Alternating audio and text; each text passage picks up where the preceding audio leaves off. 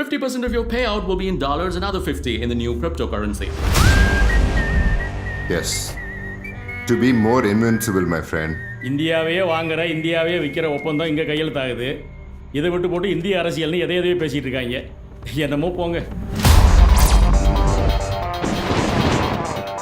தொழிற்சாலையில் இயங்கினாதான் இங்கே விவசாயமும் மக்களும் வாழ முடியும் அப்படின்னு நம்மளை நம்ப வச்சுட்டாங்க.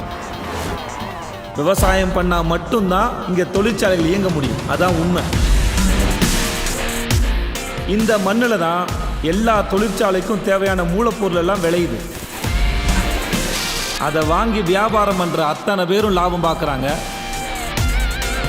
அதை விவசாயம் பண்ணுற விவசாயி மட்டும் நஷ்டத்தை சந்தித்து தூக்கு மாட்டிக்கிட்டு சாகுறான். லாபத்தை நம்ம ராபரின்னு சொல்றோம். இதை எப்படி மக்கள் கிட்ட எளிமையா விளக்குறது? இங்க எல்லாத்துக்குமே விலை இருக்கு.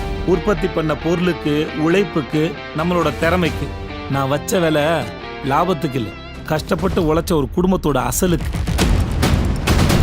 இங்க அடிச்சா மும்பையில் அடி விழும், மும்பையில் அடிச்சா லண்டன் மார்க்கெட்ல அடி விழும், லண்டன்ல அடிச்சா அமெரிக்கால அடி விழும். இங்க உழுற ஒவ்வொரு அடியும் உலகம் ஃபுல்லா உழுற அடி.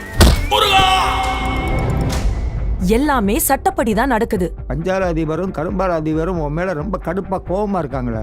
பொருளாதார அதிகாரத்தை கைப்பற்ற முடிவு பண்ணிட்டான். அதுதான் அரசியலுக்கான அதிகாரம். தெரிஞ்சு போச்சு, முடிச்சிடுங்க.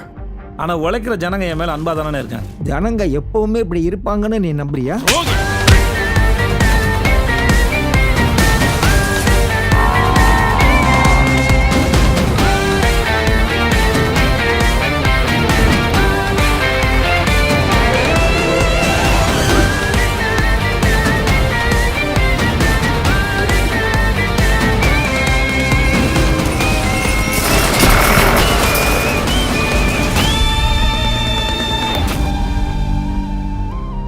நீங்க மார்க்ஸ், ஏஞ்சல், ஸ்டாலின், மாசே துங்குனன் படிச்சுட்டு புரட்சின்னு கத்துறீங்க. நீ கூட மார்க்ஸை டிரான்ஸ்லேட் பண்ணி தான் படிச்சிருப்ப. நான் மூலமொழி ஜெர்மன்லயே படிச்சிருக்கேன். முதலாளி, இவங்களெல்லாம் புரிஞ்சுக்கிறதுக்கு வெறும் மொழி தெரிஞ்சா மட்டும் பத்தாது. இது வேற.